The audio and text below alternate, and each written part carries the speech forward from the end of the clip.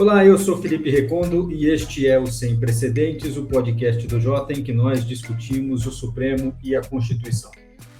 No episódio de hoje, não poderia ser outro assunto senão a proposta de emenda à Constituição aprovada pelo Senado, que gerou uma reação bastante contundente e forte do Supremo Tribunal Federal, que essa emenda constitucional, que essa proposta faz. Impõe limites mais claros a decisões monocráticas de ministros do Supremo em ações de controle de constitucionalidade, a DI, a DPF, a DC, a DO. Os ministros vinham dando liminares em muitas dessas ações, mesmo que, por exemplo, a lei das ADIs, a Lei 9868, não preveja a possibilidade de liminar monocrática de ministro nessas ações. Havia também nessa proposta de emenda uma limitação aos pedidos de vista, mas isso acabou saindo do texto durante a tramitação.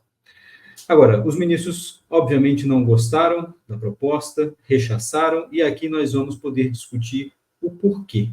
E não é só por causa do mérito. E talvez aqui os nossos ouvintes sempre acham que a gente concorda demais. E um dos motivos que talvez a gente concorde demais é que durante toda a semana a gente quebra o pau no grupo de WhatsApp. E aí chega na sexta-feira com os assuntos um pouco mais decantados. Dessa vez eu acho que não. E para falar um pouco desse assunto, dessa PEC, da reação do Supremo, o que vem pela frente, e se a proposta é boa ou ruim, a gente convidou o Miguel Godoy, professor da Universidade Federal do Paraná e da Universidade de Brasília, e o Diego Werneck, do nosso time de sempre, do INSPER. E os dois foram citados durante a tramitação dessa PEC, com suas obras, suas opiniões, para fundamentar, inclusive, as mudanças que estão sendo propostas. O Miguel, inclusive, foi convidado para ir lá ao Senado para se manifestar sobre a proposta de emenda à Constituição. Então, eu quero começar conversando com vocês sobre o mérito, porque essa proposta, ela endereça alguns problemas que o Supremo já reconhecia e estava tentando lidar com eles. Então, eu pergunto para vocês, Miguel, eu sei da sua opinião, você já escreveu no Jota alguns artigos, defendeu, mas eu quero que você diga por que você considera essa proposta positiva, boa, a despeito de toda a resistência do Supremo Tribunal Federal. Tá bem, obrigado, Felipe. Boa tarde, Diego. Para mim, que sou um ouvinte fiel do Sem Precedentes, é um prazer estar agora aqui com vocês participando. É um prazer e uma honra, realmente. Obrigado pelo convite. Vamos lá. Primeiro ponto que deve iluminar esse debate é estabelecer uma premissa. Quando a gente trata da PEC aprovada pelo Senado, o que a gente tem que ter em mente é que a PEC busca o aprimoramento institucional do Supremo, a correção das disfuncionalidades que marcam o Supremo. Tratar da PEC aprovada não significa endossar o enfraquecimento da STF ou a submissão dele ao Congresso Nacional. Por isso, tratar da PEC não é ser a favor de quem é contra o Supremo, é ser a favor do Supremo, mas do Supremo órgão colegiado, não do Supremo 11 ilhas. E essa premissa é importante para que a gente não caia no senso comum de dizer que qualquer PEC que trate do Supremo viola a separação de poderes e, portanto, é inconstitucional por violação da cláusula PEC. Não! É claro que PEC pode sim tratar do Supremo, pode tratar do seu desenho institucional, pode tratar do seu processo decisório, não pode enfraquecer o STF, é verdade. Mas pode fazer com que ele seja algo que ele deixou de ser, colegiado, que é exatamente o que a Constituição exige. E é exatamente isso que a PEC aprovada busca. Por isso a premissa é importante. Ela deve servir para defender o Supremo. Mas, atualmente, defender o Supremo é defender o tribunal da perda de autoridade criada pela atuação individual dos próprios ministros. Essa premissa é importante deixar bem firmada. Segundo ponto, o mérito da PEC. A PEC não é ruim. O enfraquecimento do Supremo é, mas a PEC não é ruim. A PEC aprovada pelo Senado me parece boa porque ela limita o poder decisório monocrático dos ministros do Supremo sem reduzir sua autoridade. A PEC não enfraquece o Supremo, ela enfraquece ministros individualmente. A PEC não retira nenhuma competência do Supremo, não impede que o Supremo decida, muito pelo contrário. Retoma e valoriza o plenário do tribunal. A PEC até pode ter surgido num contexto político de reação ao Supremo, ou mesmo ter sido motivada por interesses políticos de contenção ao Supremo. A gente vai tratar disso mais adiante. Mas essa PEC é a única PEC no Congresso que busca, de fato, um aperfeiçoamento do Supremo de modo muito pontual. Ao contrário de outras PECs, que essas sim buscam enfraquecer o Supremo. Como, por exemplo, a PEC do equilíbrio entre os poderes, que busca submeter a validade, a eficácia das decisões do Supremo a referendo do Congresso. Não, essa PEC enfraquece o Supremo. A que foi aprovada pelo Supremo, não. Por isso, a PEC aprovada pelo Senado diminui o poder individual dos ministros, mitiga a monocratização e reforça a colegialidade. Me parece que ela corrige um problema que já é consensual e que é pernicioso para o Supremo. Por isso, acho que ela vem em um bom momento. Diego, nós já conversamos essa semana inteira sobre esse assunto no nosso WhatsApp, e com o Miguel também, eu conversei a semana inteira já, e também sei que você deu uma entrevista para a BBC, inclusive, nesta semana. Queria ouvir também tuas ponderações sobre a PEC no mérito. Duas coisas. Primeiro, para reforçar um ponto que o Miguel colocou, que é importante, o Congresso, por meio de emendas à Constituição e por meio de leis, já regula há muito tempo o funcionamento interno do Supremo, certo? Então, a lei das ADINs, por exemplo, né, ela vai estabelecer as regras para a concessão de cautelar e ela não prevê a possibilidade, né, de concessão monocrática de cautelar, ao contrário da lei das ADPFs. Ao fazer isso, o Miguel já escreveu muito sobre isso, ao fazer isso, o Congresso está dizendo aqui pode, aqui não pode. Então, né, é inconstitucional o Congresso, por meio de lei, criar regras que determinem quando que um relator pode decidir individualmente algo tão grave quanto suspender uma lei ou não. Aqui me parece que a expressão isso é uma questão regimental não quer dizer muita coisa. Qualquer coisa que afeta a possibilidade de uma lei aprovada pelo Congresso ser regularmente aplicada não é uma questão regimental, é uma questão de poder, é uma questão pura de direito constitucional de separação de poderes, mas não, como o Miguel falou, não necessariamente quer dizer que é para enfraquecer o tribunal. Temos que analisar PEC a PEC, proposta a proposta, mudança a mudança. E essa, em particular, né, o núcleo dela não me parece que é inconstitucional e não me parece ruim. Eu vou falar um pouco, então, sobre esse núcleo, né? Acho que também uma outra coisa que tem que ser destacada é que a PEC, de fato, faz coisas diferentes com relação às regras que já existiam na alteração adotada no final do mandato da presidente Rosa Weber. Eu vou deixar de lado o caso dos pedidos de vista, que foi algo que ficou fora da PEC. Saiu da PEC. Então, saiu da PEC, então vamos deixar isso de lado. Vou só pontuar que o Congresso, o Senado foi sensível ao fato de que já tinha regras sendo implementadas dentro do Supremo para resolver o problema e tirou, portanto, a sua solução paralela, a sua tentativa. Eu até acho que a do Senado era pior do que as regras atuais do Supremo, mas isso é um debate que a gente não precisa ter. Mas só para sinalizar que houve de fato, aqui uma ponderação do que tinha que ficar nesse texto aprovado ou não. E, considerando as regras e implementação do Supremo de pedido de vista, tiraram o pedido de vista da PEC no final. Mas o que fica do núcleo, que eu acho fundamental, é uma coisa que a emenda da presidente Rosa Weber avançou, mas não resolveu totalmente. A emenda regimental do final do ano passado, ela mantém a possibilidade de ministros e ministras decidirem individualmente, inclusive suspendendo leis aprovadas pelo Congresso. O que ela muda é que agora esses ministros e ministras não podem mais não liberar para apreciação dos colegiados da instituição, né? Mas mais importantemente do plenário virtual, não pode tirar desses colegiados a chance de saber se a sua decisão deve ser referendada ou não. Então, decidir individualmente, a emenda da Rosa afeta o poder de agenda, a emenda da ministra Rosa Weber, dizendo, agora você decidiu, libera para o colegiado. O que essa PEC faz que é diferente? Ela, de fato, proíbe que você decida individualmente. E aí você pode pensar, mas isso, eu acho que isso faz alguma diferença. Eu acho que é diferente, né, de dizer que é a mesma coisa, mas eu acho que isso não afeta o poder da instituição, e a gente vai falar sobre isso já. Mas só para explicar para os nossos ouvintes, né, o que de fato acontece com esse núcleo dessa PEC é que, exceto no período de recesso, qualquer cautelar de suspensão de ato normativo, né, ou de ato dos outros poderes, a gente pode também discordar com relação a esse segundo ponto, mas o primeiro, me parece o núcleo duro da PEC, é que nenhum ministro sozinho vai conseguir agora suspender uma lei. Isso quer dizer que essas leis vão ficar soltas no mundo, sem possibilidade de liminar? Não, não. O plenário virtual permite que você resolva isso numa sessão extraordinária, em questão de dias. Então, é muito importante liminar colegiada, não individual, né? Mas exatamente. E liminar colegiada, não vivemos mais os tempos do Supremo em que você precisa pedir pauta no plenário físico e tem centenas de casos esperando, e a pauta é escassa, e o presidente pode não pautar, e aí aquela liminar nunca vai ser dada. Isso não vai acontecer. Se for muito importante, o ministro vai botar no plenário virtual. Se ele conseguir ainda apoio do presidente, ele chama uma sessão extraordinária. Mas mesmo que não consiga, em uma semana essa liminar vai ser decidida.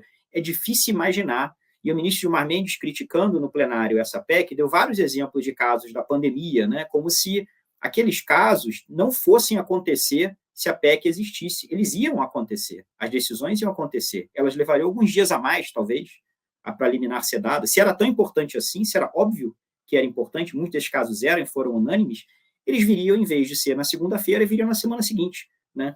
Então... eles poderiam até, Diego, me permita já te cortar, sim, eles poderiam, na verdade, nem ser na semana seguinte, porque o plenário virtual, se não me engano, existe 48 horas, né? Então, ele poderia ser no final da semana. Se fosse na segunda, era na quinta. Pode ser, e você pode sempre pedir a sessão extraordinária, né? Que aí tem uma janela ainda mais estreita. Aí precisa de apoio do presidente, se eu não me engano. Miguel vai saber essas regras melhor do que eu. Exatamente, o presidente marca, exatamente. Mas mesmo sem apoio do presidente, é muito rápido. E você, na verdade, consegue, contra a vontade do presidente, se necessário, fazer o plenário dizer alguma coisa sobre aquela sua cautelar. Então, é importante colocar a bola no chão e dizer, olha, o que está mudando em termos do poder do Supremo é a capacidade do ministro sozinho fazer uma coisa e depois jogar a bola para os outros. Agora ele tem que esperar, talvez alguns dias, talvez uma semana, para que o plenário decida se aquela cautelar deve ser concedida ou não. Essa é a principal diferença, esse é o coração da PEC. Eu vou discordar de vocês, e vocês sabem disso, porque o que eu discordo, na verdade, é da premissa, Miguel. Eu não acho que o Senado esteja querendo melhorar o Supremo. Eu até posso achar que você fique à vontade aqui para me retrucar, inclusive me interromper. Aqui o programa é assim, a microfone aberto, mas eu não acredito nas boas intenções, neste momento, do Senado em relação ao Supremo. E nós aqui, já li vocês, e já discuti, e já escrevemos bastante também, todos nós, sobre o monocratismo no Supremo, o excesso de poder individual. A gente sabe que esse é um problema. E a gente sabe que ele precisa ser endereçado. Está sendo endereçado pelo Supremo? Sim, talvez seja insuficiente. E talvez o Supremo devesse dar o recado de que vai fazer mais, porque nós já sabemos, né, Miguel? Inclusive de conversas nossas com ministros do Supremo, que tem uma nova agenda de reformas regimentais a ser feita. Mas isso está abaixo ainda do radar, e não houve uma discussão do Senado com o Supremo sobre essas alterações. Então, para mim, a premissa, Miguel, esse é o ponto. E talvez a gente nunca vá concordar neste momento, e acho que o Supremo também parte de outra premissa, que é, o que o Senado está querendo fazer não é melhorar o funcionamento do Supremo. A PEC pode até ter esse benefício de, em parte, melhorar, sim, verdade, mas o que se quer é abrir um caminho para outras reformas. E é por isso que eu acho que o Supremo reage como reage, e isso os ministros verbalizaram. Não é um problema desta PEC específica ou de não poder dar liminar monocrática, porque daqui a 2 dias pode julgar liminarmente no plenário virtual. O problema é o que vem depois. E a desconfiança é, nós vamos, neste caminho até 2026, enfraquecer o Supremo progressivamente, para que, na eventualidade de um novo governo que atente contra o Supremo, o tribunal tenha perdido ao longo desse caminho todos os seus instrumentos para fazer frente. Então, veja, as nossas premissas, elas vão ser distintas. Então, é difícil haver, e acho que nesse debate todo, inclusive do Supremo, está tendo um pouco de ruído por conta disso. Acho que as pessoas estão debatendo a mesma coisa, mas em campos diferentes. Um está olhando para a política e falando, isso aqui vai levar a tal coisa lá adiante, e nós aqui também podemos fazer o debate sobre direito. A PEC não é tão ruim assim, a PEC tem méritos, ela tem problemas, a gente conversou, né, Miguel, sobre alguns problemas, do tipo, se dada a liminar colegiada numa ação direta de inconstitucionalidade, se o mérito não for julgado em 6 meses ou no período X, a liminar perde validade. Bom, isso aqui pode ser um problema. Será ou não? O Diego, se eu não me engano, né, Diego, fica à vontade aqui para me corrigir, acho que pode ser um bom período, ou melhor dizendo, pode ser uma boa regra, mas num período diferente. Sim. Pode ter um prazo para julgar o mérito. Mas 6 meses curto, a ideia de prazo não é totalmente ruim. Só que o que me parece é o Supremo não está reagindo à mudança no mérito. O Supremo está reagindo na forma, no momento e no que ele projeta para o futuro. E aí talvez a gente vai discordar. E veja, eu faço essa ponderação e a gente não tem capacidade nem bola de cristal para prever futuro, mas quando a gente ouve os ministros, é isso que está na cabeça deles. Não é simplesmente, vai limitar o pedido de vista, porque eles mesmos já estavam fazendo isso, né? O próprio presidente Fux, né, o ministro Fux, quando presidente, falou de necessidade de enfrentar o monocratismo do Supremo. Então, isso já está na cabeça deles. Aí a questão que fica nessa geleia geral, para usar a expressão do ministro Gilmar Mendes, é onde é que esse pessoal quer chegar? E aí eu jogo a palavra para você, Miguel, que por um lado, vocês também vão poder me dizer o seguinte, mas você está confiando muito nas boas intenções do Supremo, o Supremo que custa cumprir suas regras e descumpre várias delas, nós vamos dar esse voto de confiança agora? Eu acho que institucionalmente, numa situação normal, o Senado faria isso sim. Daria esse voto de confiança e falaria, vamos esperar, eles já estão mudando procedimentos internos. E, por outro lado, eu me pergunto, será que nós podemos confiar neste Congresso Nacional em relação ao Supremo?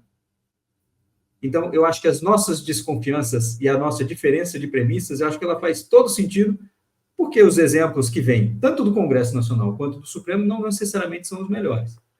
Miguel. Ótima ponderação, excelente ponto, e ele é uma verdade. Os ministros têm encarado a PEC como uma reação, uma intimidação do Congresso ao tribunal. O ministro Barroso, o ministro Gilmar deixaram isso claro, ou seja, se a gente vai debater esse tema, a gente tem sim que levar a sério essas ponderações feitas pelos ministros e que você destacou aqui, olha, tudo bem, juridicamente, normativamente, a PEC até pode ser interessante, corrige desvios e disfuncionalidades, mas ela não surge num vazio ou numa intenção poliana de aperfeiçoamento. Ao contrário, pode ser o primeiro passo de uma série de possíveis reformas que visam enfraquecer o Supremo? Eu vou dizer assim, pode. São dois enfoques de análise sobre a mesma PEC. Um é um enfoque de análise político, o outro é um enfoque de análise jurídico. São diferentes, mas estão juntos e misturados neste nosso momento. Como jurista, me cabe analisar o seu aspecto normativo. Mas como quem trabalha, pesquisa, atua no Supremo, eu não posso ignorar o contexto político que isso está inserido. O que vai definir se essa PEC é, de fato, constitucional, se ela é, de fato, bem-vinda ou se ela não é bem-vinda? O conteúdo dela. E aí, o conteúdo desta PEC aprovada é muito bom. Por quê? Porque diminui e corrige disfuncionalidades e vícios que têm marcado o Supremo. O que não vai acontecer com outras PECs que podem enfraquecer o Supremo. Eu não acho que essa PEC é a porta de entrada para enfraquecimento do Supremo. Pode ser? Claro que pode ser. Sempre pode ser. Pode aprovar essa PEC, Miguel, podem encaminhar outras. Me permite só um embargo de declaração ao que você falou? Claro. Eu acho que ela pode sim ser a porta aberta para um movimento, mas eu concordo com você que ela, por si só, no que ela altera, ela não enfraquece. Mas o receio é que depois de uma primeira mudança sendo feita, outras possam vir, aí sim, para enfraquecer. E eu acho que, por exemplo, né, tem tantas outras propostas e funcionamento de cortes constitucionais ao redor do mundo, que algumas decisões poderiam ser trazidas para cá pelo Congresso com uma percepção de que seria bom, mas a gente veria um certo perigo. Por exemplo, até o ministro Gilmar citou isso, e no México é assim, né? Para declarar inconstitucionalidade de uma lei, tem que ter 2/3 dos votos. Isso aí pode ser um problema, mas a gente vai falar, não, mas isso força uma decisão mais colegiada e tal, mas isso pode ser um problema em certo momento. Então, eu concordo com você. Ela por seu conteúdo, não necessariamente enfraquece o Supremo, mas pela forma, pela política, pelo recado e pelo momento, aí é que a gente discorda nesse ponto da política. Ótimo ponto. Timing. É esse o momento adequado para tratar da PEC? Só primeiro ponto. Não vamos nos esquecer. A PEC pode sim tratar do desenho institucional do Supremo e do seu processo decisório. O que vai definir se ela é uma boa PEC ou não é o conteúdo da PEC. Essa não diminui competência do Supremo, não enfraquece, corrige disfuncionalidade. Por isso, acho que ela não é ruim. Outra PEC que enfraqueça o Supremo, essa sim pode ser ruim. Aí você me diz, mas o time não é esse, o time não é bom. A pergunta que eu devo, então, para quem está fazendo o análise e enfoque político do Supremo é: qual é o timing e o momento correto? Há 4 anos atrás, não haveria timing nem momento correto, durante 4 anos. Antes dos 4 anos, os 2 anos anteriores era um governo interino. Não, mas teve. Mas teve. Vamos lembrar da proposta do Rubem Júnior, a proposta do deputado Rubem Júnior, de esquerda, inclusive, ele era do PCdoB da época, depois PT e tal. Ele fez uma proposta que era muito concisa e reforçando o que previsto na 9868, que é a lei das ADIs, e também vedando liminar monocrático em ADPF. E esse texto não foi adiante, ele foi aprovado na Câmara e não foi adiante no Senado. E era muito mais tranquilo na sua forma e alcance, e diálogo, inclusive, com o Supremo, do que essa. É por conta dessas coisas que eu fico pensando assim, eu olho o conteúdo e debato ele com vocês, mas eu fico olhando, o recado não me parece esse. Diga, Diego. Mas olha só, eu vou reforçar aqui o ponto do Miguel, sem surpresas nisso daí. Felipe, eu concordo com a preocupação. Preocupação é sempre importante. Por exemplo, vamos discutir mudanças nas regras de indicação para o Supremo. Timing é decisivo. Quem vai estar no poder para fazer essas indicações tem que ser um fator-chave de qualquer preocupação e, sem dúvida, é muito diferente. A mesma regra, com o barco em movimento, dando poder para quem está no poder na vez fazer, sim, isso então, timing fundamental, a mesma reforma, em termos ideais, pode ser péssima, dependendo do timing. O que ninguém conseguiu me mostrar ainda, e aqui eu discordo totalmente de você, é por que essa PEC... Bom, estamos de acordo que ela em si não enfraquece. Ok. Mas como é que você justificaria que ela abre espaço para qualquer outra coisa? Por quê? Política. Só mas, política. Então, mas política, a outra interpretação possível, que é essa PEC passou desse jeito porque ela é a coisa mais razoável e justificada de uma reforma que é uma ferida aberta no Supremo há muito tempo. Diego, outras coisas você está dizendo que certas figuras da oposição, e eu não vou nominá-las aqui, são razoáveis. Não. Eu quero dizer várias delas, inclusive para ter maioria. Uma proposta irrazoável, muito provavelmente hoje no Senado, e esse placar mostra isso. Por que uma proposta irrazoável... Certo, mas por que uma proposta não... Mas por que não fizeram a proposta irrazoável, Felipe? Porque esse é o primeiro passo. Esse é o ponto. Mas você só começa um movimento desse de uma forma que você tenha um resultado positivo. Deixa eu terminar, então, o raciocínio. O primeiro passo, faz sentido essa metáfora de passos, se ele, de alguma forma, é condição necessária ou facilita o segundo. Eu não consegui ver isso acontecer. Ninguém me mostrou ainda como é que isso vai acontecer. Porque eu acho que uma coisa é você dizer essa PEC é um sintoma de que a situação no Senado e talvez no Congresso não é favorável para o Supremo. Sim, aí eu estou totalmente de acordo. Mas falar algumas coisas como a que você falou, me parece que é um pouco trocar causa e consequência. É dizer, essa PEC ela vai causar esse problema, ela vai criar esse apoio. Não, ela pode ser expressão do problema que você está colocando. Agora, se ela em si não é perigosa, se eu não consigo ver por que politicamente a aprovação dessa PEC, onde ninguém conseguiu me explicar, exceto com essa metáfora do porteira aberta, é mais fácil passar. Como que seria isso? Porque eu posso fazer a leitura contrária, que é o seguinte, o Supremo dizendo, olha, esse é um problema antigo, nosso, de fato, vamos esperar ver essa PEC lá, se tiver alguma coisa que viola nossa independência, a gente vai analisar e vai declarar inconstitucional. Mas deixa o debate no Congresso rolar. E aí, talvez o Congresso perceba, como já vimos em outros casos de conflito entre poderes na história, né, das democracias ocidentais, a opinião pública fica atenta, e essas coisas podem mudar, pode dizer, olha, aquela PEC ali era razoável, essa não é, essa vai ter menos apoio, essa vocês não conseguem fazer.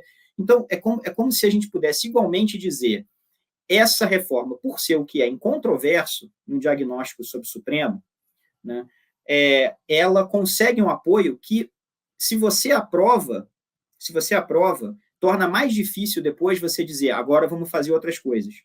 Porque o Supremo, o problema principal foi enfrentado, o resto agora as pessoas vão criticar, as pessoas vão defender. Né? Eu e Miguel, por exemplo, concordamos entre a gente e com você que outras mudanças que estão na pauta são ruins, ou pelo menos são mais perigosas.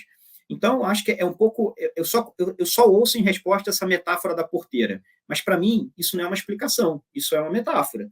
pode acontecer, é como se eu fosse comparar duas metáforas, né? Duas metáforas competindo. Uma é melhor não abrir a porteira versus se vai os anéis agora, ficam os dedos. Eu não sei o que é a leitura mais correta do cenário. Eu entendo que a leitura dos ministros é a segunda.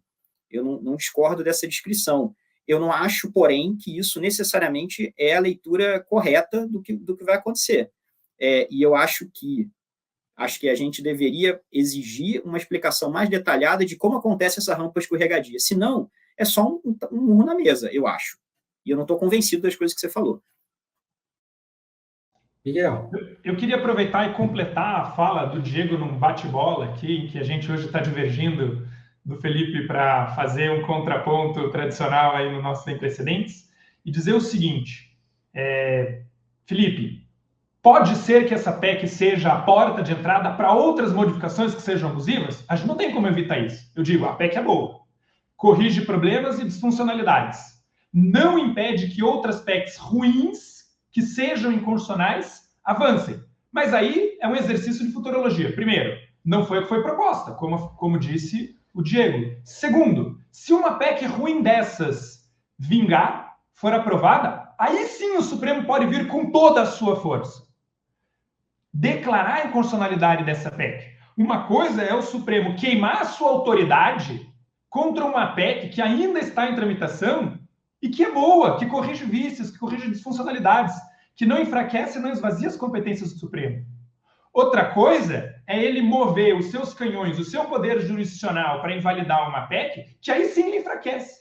Quando ele, de saída, nega a possibilidade de que qualquer PEC possa tratar do seu desenho institucional ou do seu processo decisório, ele está dizendo que ninguém, nunca, jamais, em tempo algum, pode tratar do seu desenho institucional, do seu processo decisório. E essa vedação a Constituição não faz. Não aí foi longe demais, né? 4º. Aí foi longe demais, né? Dizer que não pode fazer qualquer alteração foi longe demais. Senão não teria reforma do Judiciário. Não teria tido reforma do Judiciário. Claro, e o que me importa deixar claro aqui é rebater esse argumento de que não é o momento, de que a porta de entrada para usurpação e enfraquecimento do Supremo e que em 2026 poderemos sofrer. Bom, esse argumento tem que ser apontado para os ministros do Supremo. Vocês querem chegar em 2026 com essa ideia de emendamento ao Supremo presente? Pois se vocês não aceitam nem mesmo uma PEC que busca corrigir alguns vícios, ainda que essa vitória ela aconteça, que a PEC não tramite na Câmara, que ela fique lá dormitando, mesmo que ela seja rechaçada, a ideia de emendamento no Supremo permanece.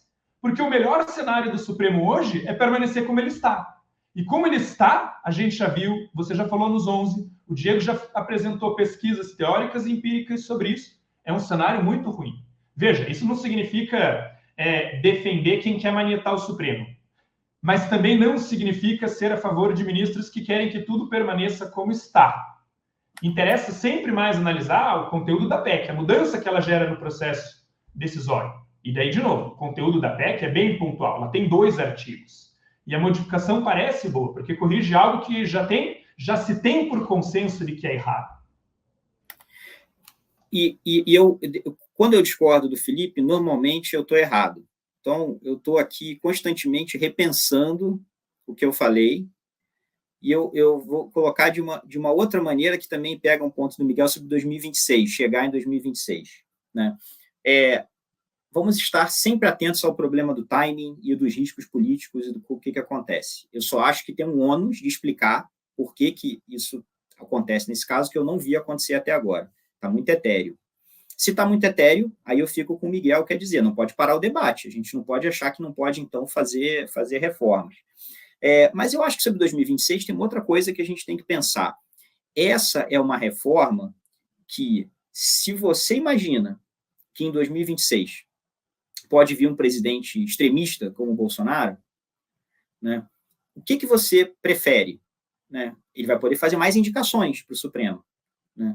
Você quer um tribunal em que seja difícil que um ministro individual tome uma decisão radical sem apoio da maioria do tribunal?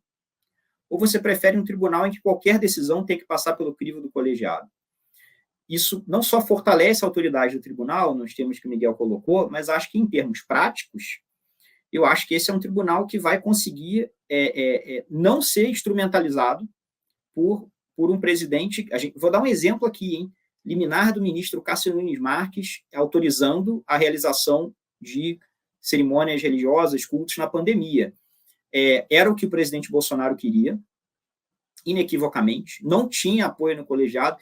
Aquela decisão infeliz, profundamente equivocada, de graves consequências, não teria acontecido se essa regra existisse. Todas as outras que o ministro Gilmar Mendes mencionou teriam acontecido. Essa não teria acontecido. O colegiado teria prevalecido desde cedo, essa liminar não teria sido dada. Por que é importante dar esse exemplo? Porque se o medo é como o Supremo se prepara para tempos que vão ser difíceis, não tem a menor dúvida de que só pedreira daqui para frente, não sei se maximizar, manter nesse nível máximo o poder individual, máximo não, 90% do que era com a reforma da ministra Rosa Weber, 70%, mas ainda permanece muita coisa. Não me parece a melhor maneira de você enfrentar os períodos difíceis que vêm adiante. Não só pela questão de legitimidade, concordo com o Miguel, mas porque, como o presidente Bolsonaro falou, eu tenho 10% de mim no Supremo. Né? Falou isso quando tinha feito uma indicação do ministro Nunes Marques. No futuro, esse 10% de qualquer presidente que seja extremista, que queira adotar alguma posição que não tem apoio, né, nas instituições, na sociedade, nem dentro do colegiado supremo, ter um relator que, se for simpático a ele ou ela, pode fazer uma coisa absolutamente radical, dramática e com consequências péssimas, como foi esse exemplo da liminar do ministro Smart, consegue fazer isso. Então, a questão é, queremos um tribunal que tem esse cavalo de Troia permanente? Essa é uma outra maneira de você colocar isso quando está pensando nas relações entre um presidente extremista futuro e o que o Supremo está fazendo agora. Eu só colocaria uma outra coisa sobre esse aspecto, né, da motivação do Senado. Vamos conversar sobre isso. Quero sinais de que tem alguma coisa nessa PEC, na aprovação, que torna mais fácil o que vem depois. E não só que ela é um sintoma de um problema que merece nossa atenção. Sem a menor dúvida disso. Mas sabe por que a gente vai discordar novamente? Eu acho que você está analisando, você e o Miguel, a parte normativa da PEC e perguntando como que ela ajuda normativamente a se abrir uma porta. Não é mas mesmo politicamente, Felipe, mas mesmo politicamente, isso eu não entendi. Como que aprovar essa PEC agora tem que ser lido como? Então, aprovar torna mais fácil o que vem depois. E não, isso era o que dava para aprovar. Vamos falar de Você deu um bom exemplo, e o exemplo que você deu do ministro Nunes Marques, ele é perfeito para mostrar para as pessoas que estão contestando o mérito, para dizer, olha como o mérito talvez não seja isso que vocês estão achando. O mérito pode ser bom, sim.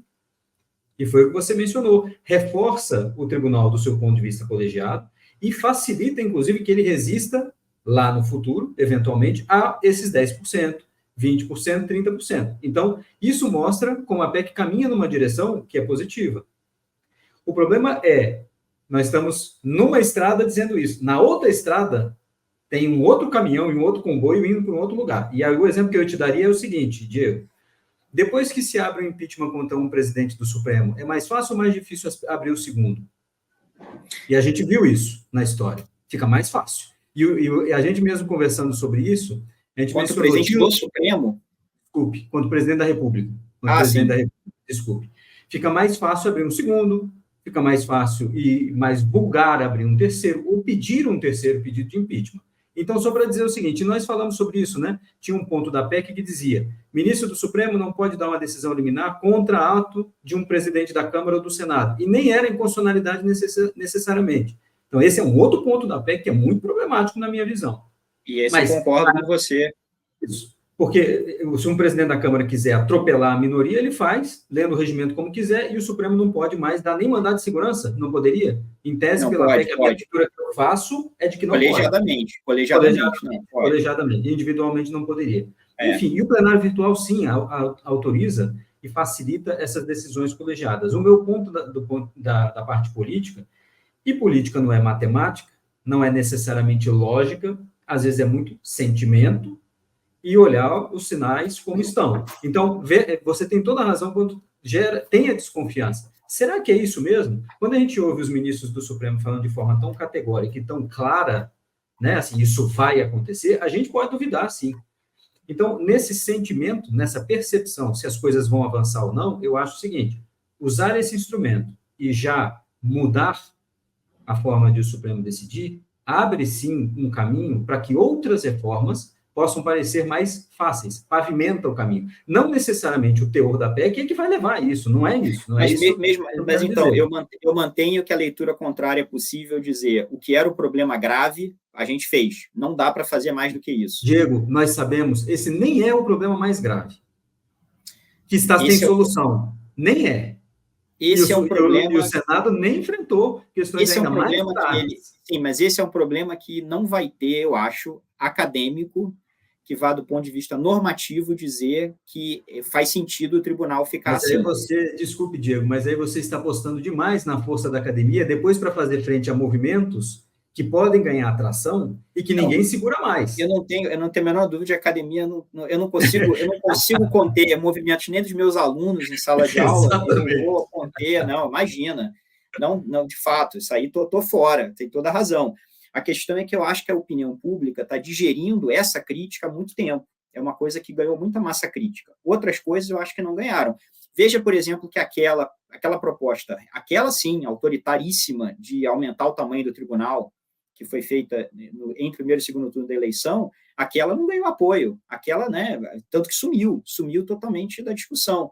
Então, eu acho que também parece que o jogo é só de, né, algumas lideranças em Brasília que livremente escolhem o conteúdo que querem. Não é só assim, tem opinião pública. Temos opinião pública e nós sabemos que algumas... Desculpe, Miguel, você fica à vontade aqui para nos retrucar, inclusive, mas tem algumas outras propostas que para nós poderiam parecer equivocadas, num desenho equivocado, teriam maioria também. Teriam maioria.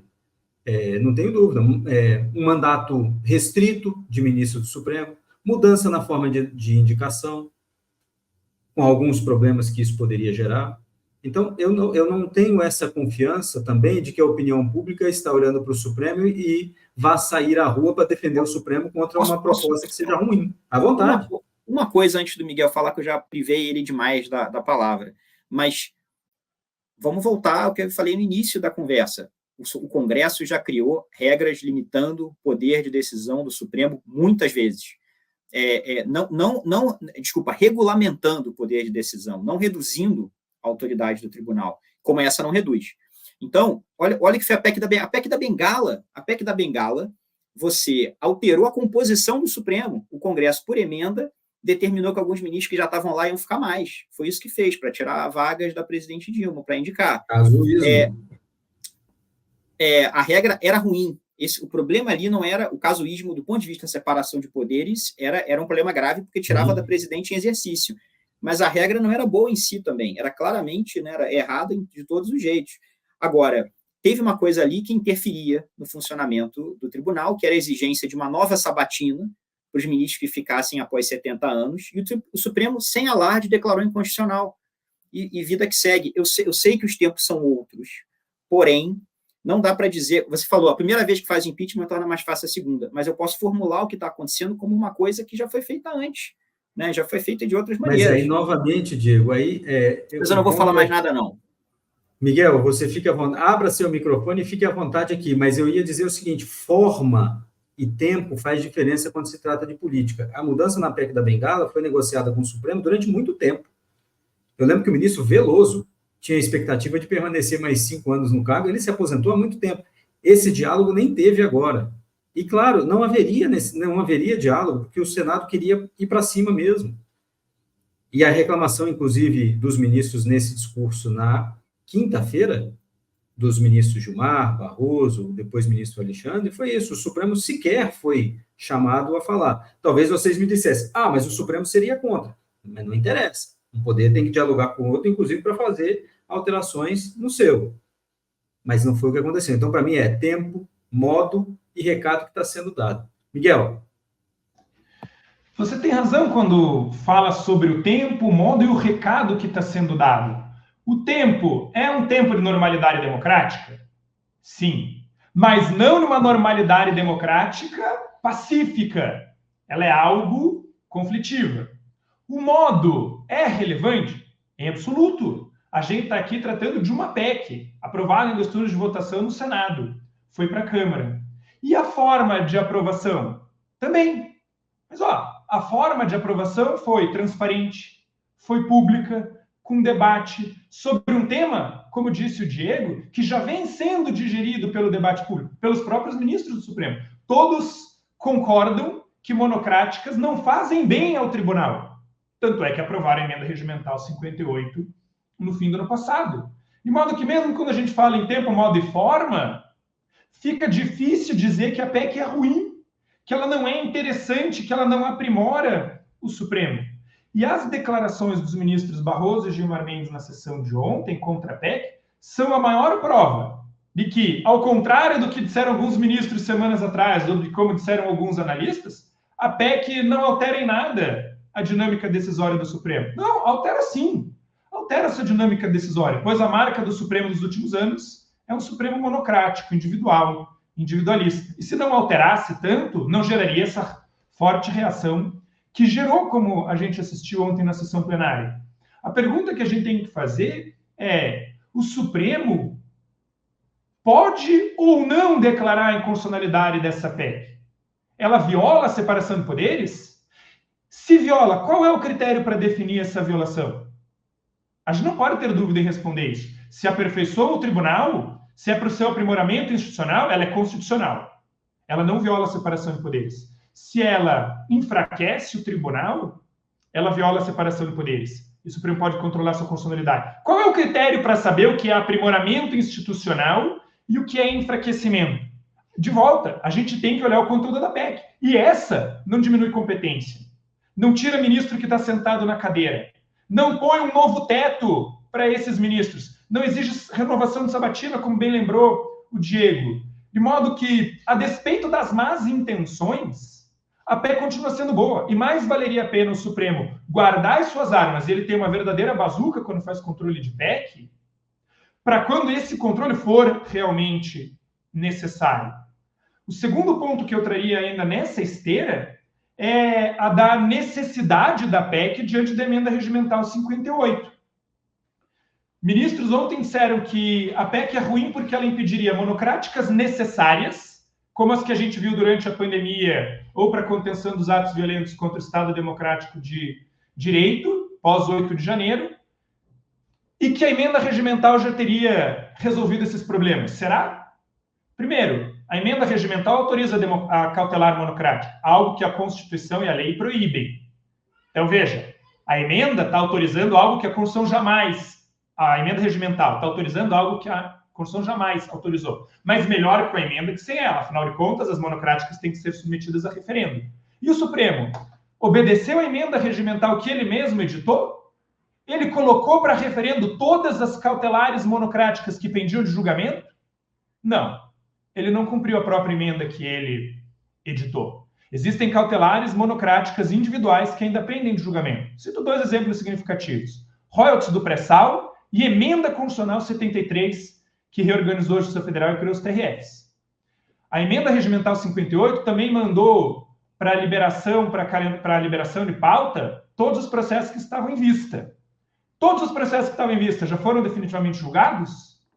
Não. Então a gente continua vendo também uma captura individual do tempo do tribunal, novamente pelo seu presidente. Atuações individuais emparedando o plenário do Supremo. A emenda aprovada pelo Senado corrige essas disfuncionalidades. De modo que eu diria, veja, a PEC é mais detalhada e mais ampla que a emenda regimental porque proíbe algo que a emenda regimental ainda permite. E mais, a PEC aprovada pelo Senado faz o Supremo cumprir algo que o Supremo não tem cumprido ainda, nem mesmo pela edição da emenda regimental. Em 1 minuto, eu respondo a última crítica que eu mesmo levantei. Bom, é necessário haver cautelares monocráticas, por exemplo, como as que a gente viu durante a pandemia, ou pós-8 de janeiro, ou mesmo como o exemplo citado pela Heloísa Machado, da FGV, de que é necessário haver cautelares monocráticas para que a gente não veja direitos perecerem diante de medidas urgentes necessárias? Eu diria, em absoluto. A PEC aprovada não impede que o Supremo tome decisões colegiadas de modo célere e urgente. E o Supremo tem quatro mecanismos disponíveis para isso. Primeiro, pedido de preferência e prioridade na próxima sessão plenária. Segundo, questão de ordem à pauta apresentada pelo presidente. Terceiro, requisição de convocação de sessão extraordinária. E quarto, o que vocês lembraram, plenário virtual. Ministros votam pelo celular, do exterior, quando estão em recesso. Não nos esqueçamos que tem se tornado praxe que ministros, a despeito das férias, continuam responsáveis pelo seu acervo. E temos exemplos práticos recentes de decisões urgentes em plenário virtual extraordinário. Tivemos suspensão do concurso nacional com prazo de 24 horas. Tivemos plenário virtual permanente pós 8 de janeiro, de domingo a domingo. Por que não usar esses bons exemplos virtuosos? Por que não usar o Supremo como corte digital? Por que não usar o plenário virtual como esse mecanismo, instrumento de votação urgente e imediata? De modo que não me resta nenhum argumento possível, além do estritamente político, para rechaçar a aprovação dessa PEC. E ainda um argumento político, eu diria, tem que ser lido em conjunto com a lente jurídica de conteúdo dessa PEC. Porque se amanhã ou depois a PEC que for colocada em votação é a do equilíbrio entre os poderes, que submete a decisão do Supremo a referendo do Congresso, seremos os primeiros a rechaçar essa PEC. Por quê? Porque o seu conteúdo esvazia o poder jurisdicional do Supremo, submete e enfraquece o Supremo Tribunal Federal ao Congresso. E isso a gente não pode admitir. Mas não é disso que a gente está tratando na PEC aprovada pelo Senado. E, por fim, colocar esse debate sobre a PEC aprovada como se fosse um fla-flu, uma disputa de que ou alguém ganha absolutamente ou alguém perde solenemente, não faz bem para ninguém. Todo mundo perde nesse modo de pensar o Supremo e os diálogos que devem existir entre Supremo e Congresso. Diego, eu queria, porque aí a gente a nossa estrada aqui faz uma barriga. Nós começamos na crítica de que o Supremo tinha excesso de monocratismo, e aí nós vamos na mesma direção, a gente se separa, porque eu olho mais pelo lado político do que, nesse caso, né? Claro que presta atenção no jurídico também, no normativo, mas depois a gente vai fechar lá na ponta, e o Miguel já falou. É inconstitucional a PEC? Tão claramente inconstitucional, como disseram alguns ministros do Supremo em discurso, só porque regulamenta algumas coisas e retira ou restringe algumas práticas? Não, acho que aí a minha resposta é um retumbante não. Né? Do jeito que está ali, você dizer que o ministro individual não pode conceder uma liminar é algo que a lei das ADINs fez em 98. Então, estou recapitulando. Primeiro, se você acha que é inconstitucional, você está dizendo que a lei das ADINs é inconstitucional. Segundo, a competência... Desculpe, só um parêntese, com a redação feita, inclusive, pelo ministro Gilmar Mendes, a 9868. Bem lembrado. E com ele, em decisões, colocando no pé de página, inclusive, que vários ministros, contra a lei, davam liminares em ADI e liminares monocráticos. Então, o primeiro ponto é esse, né? O Congresso regulou o que o relator pode fazer em repercussão geral, o que o relator pode fazer numa série de outros processos, e é ok porque a Constituição diz que compete à União, né, e o Congresso vai legislar sobre direito processual. Então, assim, para mim, eu não consigo entender, a não ser que você demonstre que prejudica a independência do tribunal, que prejudica, né, a capacidade do tribunal de ser um limite independente, forte, efetivo, aí sim, aí pode violar a cláusula da PEC de separação de poderes. Não acho que isso acontece na PEC, e certamente acho que não é suficiente dizer...